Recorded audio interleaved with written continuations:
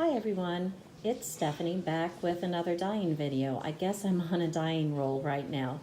But anyway, I thought I would share this with you. A couple of weeks ago, I dyed these two skeins, and in real life they are actually a little bit darker of a peach color than they are here, and there isn't any white at all. That's the lighting here. It looks like there's white. But what happened is I used a pan that was not stainless steel, and I think it had absorbed some dye from previous dye sessions. And you can see right here, there's a little bit of a dark gray coming up in the skein. And on this one, I don't know if you can see as much, but like right here, that's closer to the color right now. There's a little bit of gray in there. So what I'm going to do is I'm going to over dye. See more gray here, a little bit through here. So I don't want that gray or those dark spots showing through. So I'm going to over dye this yarn, and instead of using the same coralish color that I used before, I'm going to use a pink. And the reason that I'm doing that is because obviously the fiber is already orange or peach, so I need to pick something that will dye well with an orange or a peach color, meaning that I need to pick either something with a red or a yellow or an orange base. So I'm going to pick a pink because I feel like in the tone I have some lighter pinks that are closer to this color. And you can see a little bit, now there are shadows here too, but you can see a little bit of grayness there that I want to cover up. So I thought I'd just bring you along with this and see how it turns out. It's kind of an experiment. I'm hoping to end up with kind of a salmon color, a pinkish peach salmon color is what I'm hoping to. Now, I hope you understand the reason that I'm picking this color, and that has to do with, if you think about the color wheel, we know that red and yellow make orange. So anything with those two colors as a base, I can add to this. So for example, I would not add a blue, otherwise I'd end up with a very muddy looking color. Same thing with green, or anything on the cool side of the spectrum over on the blues and greens and purples side. So anyway, I'm going to go ahead and soak this one first so that I get a more even distribution of color. And then we're going to kettle dye, and I will be back with you once I'm ready to put the yarn in the pot. All right, I am back. I have everything laid out on this sheet of plastic wrap to protect my counters. I have my yarn that has been soaked. I have my potato masher, chopstick, measuring spoon, and the dye that I'm going to use, which is this Jacquard pink. Okay, I've found that Jacquard dyes tend to be a little brighter than some of the other dyes, so that's why I'm going to use it. And because I'm dyeing two skeins and I am over dyeing, meaning they've already been dyed once and I'm dyeing them again, I'm going to use a little bit more dye than I would if I was only dyeing one skein and it had not been dyed yet. So this still isn't quite half a teaspoon, but it's a decent amount, just shy of half a teaspoon. And you'll see that the water is ready. It's steaming, but it's not boiling. So let's go ahead and put the dye in. And we will stir it with our chopstick, because you see some bits of it like that obviously need to be broken up and dissolved. That is going to be a really nice color, I think, to blend with this peachy orange. And now I'm not going to mind if some of the orange shows through, because I think that pink and peach will go nicely together. So that's not going to bother me at all if we've still got a little bit of orange in here. I just mainly want to get rid of those gray spots without turning the yarn from a nice pale peach color to a bright orange. Okay, so what I'm going to do is put the lid back on my die. I always have a fear that I'm going to just spill the dye and it'll go everywhere. So I always put the lid back on tightly, and I am going to take both skeins at the same time, and I'm going to hold them up like this. So I'm holding them up, oops, excuse me. Sorry about this. For just a second, let me get situated so I can hold this with both hands. So I'm going to hold them like this so that I can, as you know, dip the bottom in first. I'm going to let it sit for just a minute and start absorbing that dye. Pull it out, and look, it's already starting to change. So I'm going to do a little bit of dip dyeing here, which means I go in a little further each time and let it sit. There we go. Oh, it's really pretty. I really like it. I think I'm going to like this combination. Again, this is an experiment. And the beautiful thing about dyeing, especially dyeing this way, is that, as you can see, I've already done this once, and I feel like it's a little bit of a mistake because I'm not loving the way, I don't know if you can see it, but there are a few gray spots in here. And see, like right there. I don't know if you can see it or not, but I wouldn't particularly, oh, look at that. I think that's really pretty.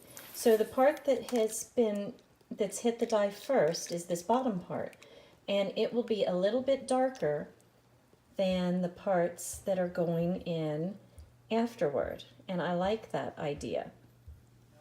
So now I'm going to let, a little bit more go in. Each time I let a little bit more go in.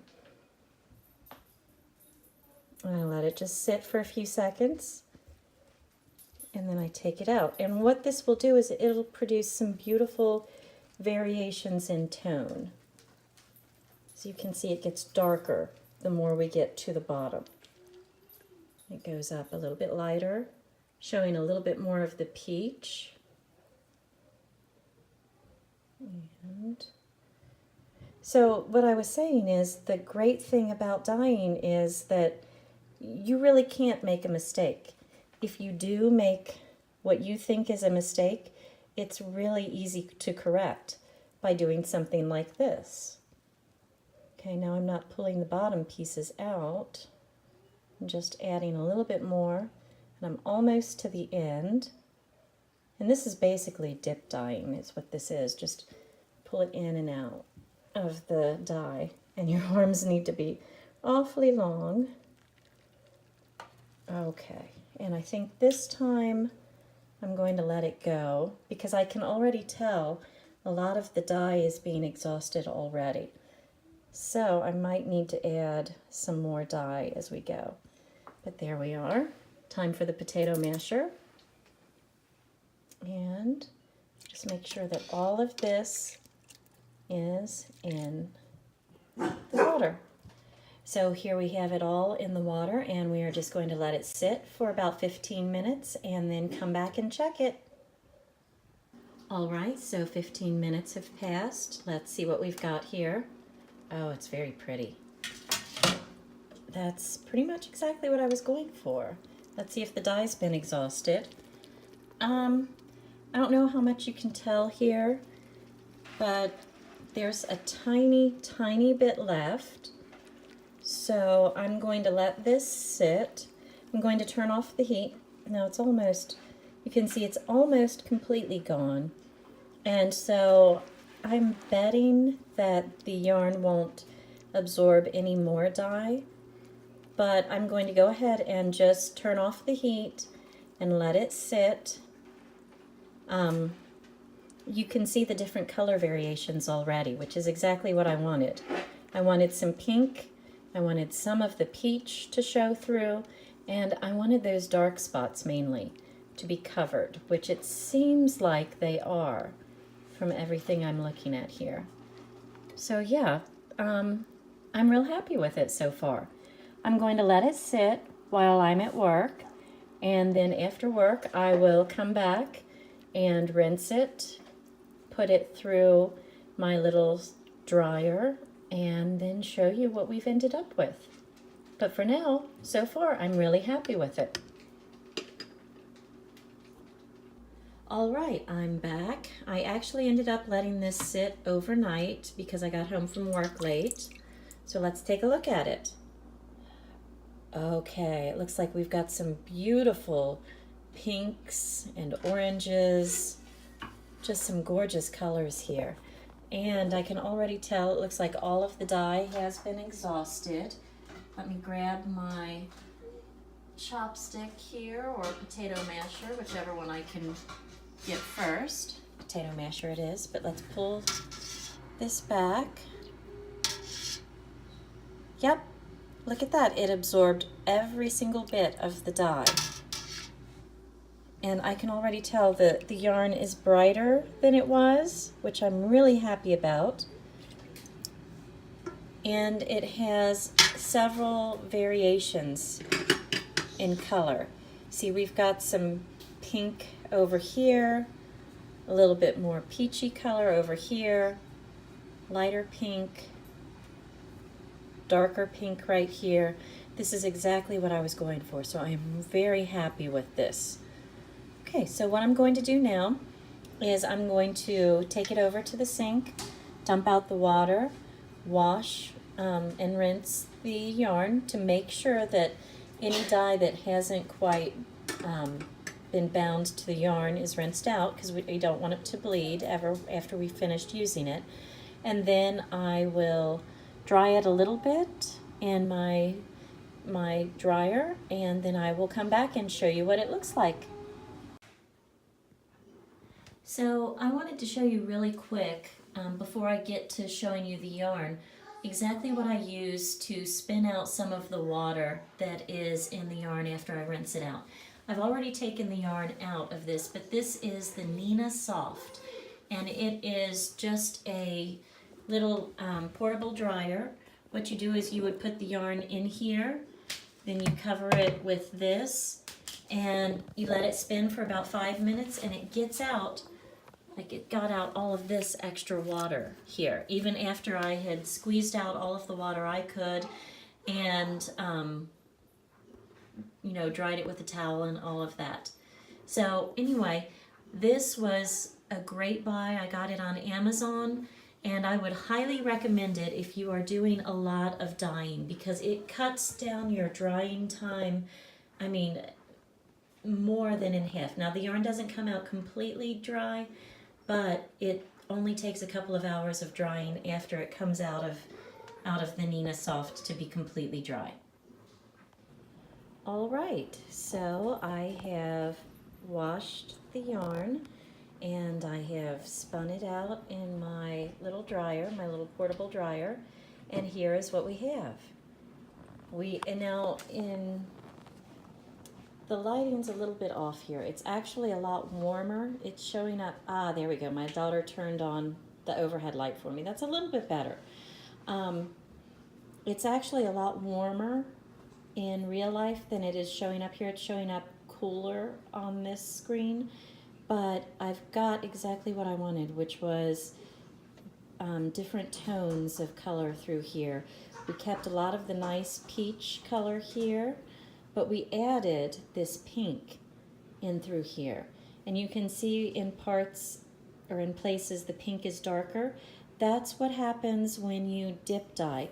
When you hold it up and you let a bit of it sit in the dye first and sit longer, you end up with these beautiful variations in shades or in colors. So we have there we go. This is about the true to life color. You see the tones here are a lot warmer. Oh, the lighting switched out again. Obviously I need to play around with the lighting and get a little better with that. But I just really wanted to show you all how this turned out.